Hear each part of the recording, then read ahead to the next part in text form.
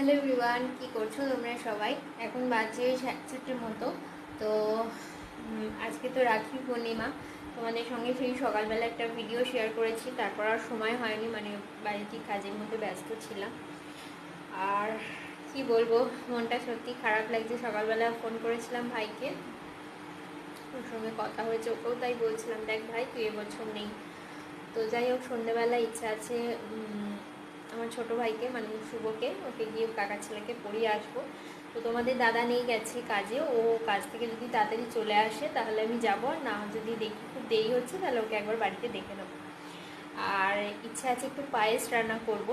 তো সেরকমভাবে কিছু তো আয়োজন কোনো বছরই করি না, ছোটো থেকে মাও সেভাবে রাখি পূর্ণিমায় কিছু করতো না, জাস্ট এমনি রাখি বাঁধতাম।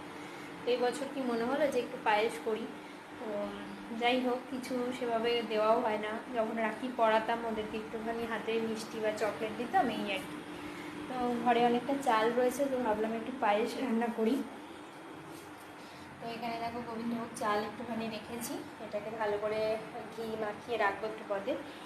আর এখানে একটু দুধ জাল দিচ্ছি, দুধটাও কাঁচা ছিল। আর আমার কাকার ছেলে একটু পায়েস খেতে ভালোবাসে, তো ভাবলাম করবো, ওকে একটু দেবো। তো এই আর কি। তো চলো এখন দুধটা জাল দিই, পরে আবার আসছি।